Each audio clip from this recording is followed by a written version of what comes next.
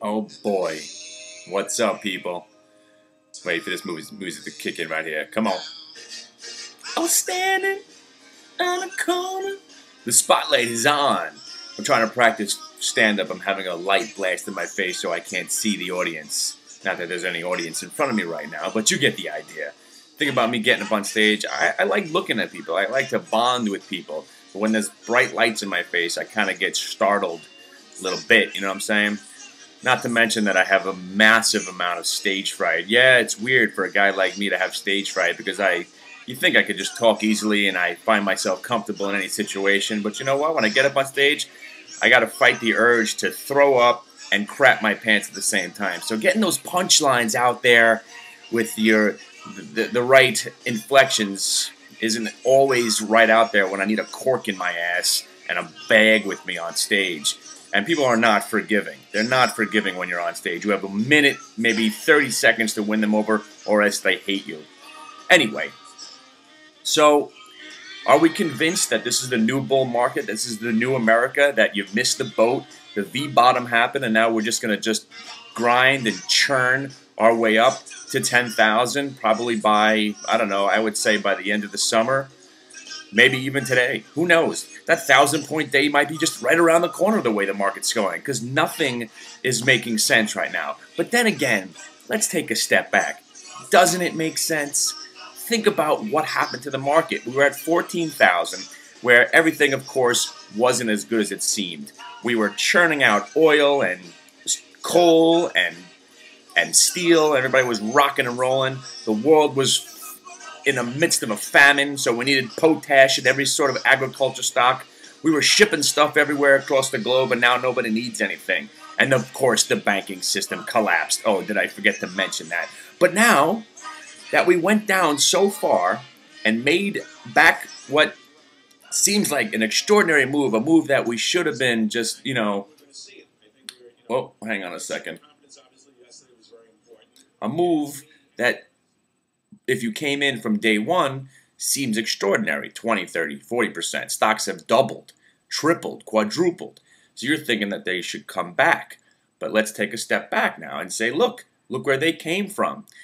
Now, when I was buying stocks after the dot-com boom, we had to first find stocks that actually had a viable business. And then we had to decide whether, okay, so if the stock was $380, I'm talking about Akamai right now, I think it hit either 380 or 320 was the high, and then it went down to 80 cents, and the company was still in business. So somewhere in the middle there, between 80 cents and 380, there's got to be some sort of valuation.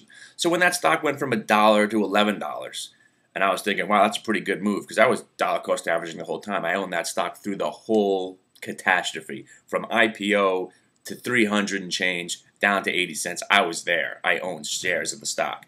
So I was buying some at $1, some at $3, and then if you're thinking at 11, oh, this stock's got to pull back. No, I'm thinking the stock was 380. It's got to go back to at least 50, 100. Why not? Yeah, I don't care the stock was 80 cents. You know who cares about the stock going to 80 cents? Someone who woke up, never heard of the company Akamai, and bought it at 80 cents and sold it at $4. He's thinking that he made a good move. But guys like me that saw where the stock came from, and where's the valuation? Where is it? We don't know. Is U.S. Steel worth $200 a share or $20 a share? That's why when U.S. Steel goes from 17 bucks to 31, that's impressive in a short period of time, but that's nothing. That's a fart in the wind. The stock could go to easily $50. Same thing with Joy Global. Same thing with the Hig and the Met and all the stocks that we trade right now. These stocks have so much room to go up just based on where they came from. And there's people out there hanging on to the hope that they're going to come back to those all-time highs one day. So they're dollar cost averaging, and there's new money coming in, and there's people that just woke up and said, hey, what's this? I never heard of the stock market. What can I buy? And they're buying mutual funds. Everybody's putting money into their 401ks.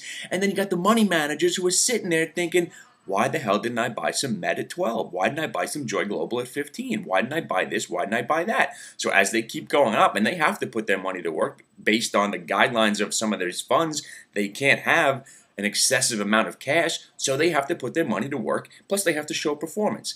That's why the market's going to go up every single day till the end of June, and then we'll sort it out. And then we'll just maybe stagnate for a while, and then maybe come in and whatnot. But then you know what? It's all going to happen again. The market won't pull back. Everybody will be waiting for a pullback. And let me tell you something right now. When pullbacks and down days are welcome, people are like, oh, thank God. Oh, thank God. I'm so happy the market's pulling back. Not because they want to short. It's because they want to buy something. People now finally realizing, hey, when a stock goes down, it's not a bad idea to buy it. It's on sale. Wow, what a concept. Nobody likes to buy stocks when they go down. Let me say, if a car is 20 grand and somebody wants to give it to you for 15 grand, it's still the same car. Buy it for 15 grand. You're saving 5 grand. So now if you like these stocks and you know there's somebody out there who was just about to buy U.S. Steel at 150 and then was pissed off that it went up 30 points without him, and then it went back to 150 and he maybe debated about it, and then it went to 180. God, man. And now he's thinking, oh, at 18 bucks. I don't like it at $18. Oh, no. Oh, now that it went from 18 to 31, oh, God, this is awful. Man, don't you remember where the stock came from? That's why is there irrational as it is, and all your stochastics are saying you're overbought. Overbought is a frame of mind, okay? Overbought dissipates, okay?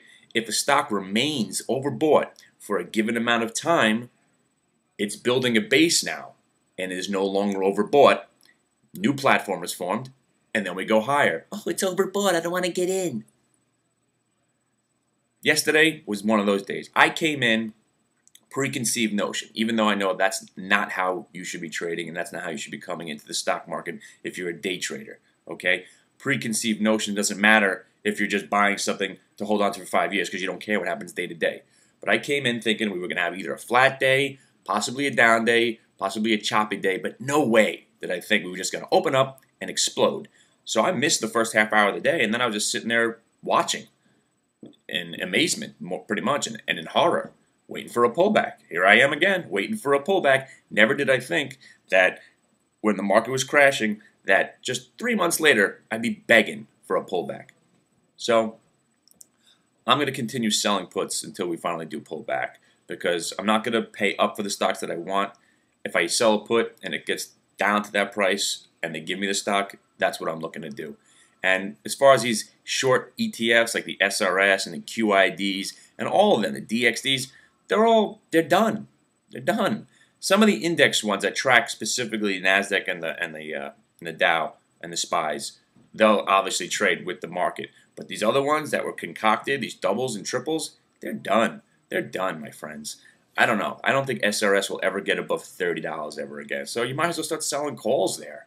You know, be conservative. Don't go crazy because you never know what's going to happen. But I think the SRS is probably going to go to zero. You know, maybe it'll trade between 20 and 30 for 20 years. So if they want to still give value for a $100 call for 3 or 4 months out there, you might as well take your quarter or 50 cents, whatever it is. All right.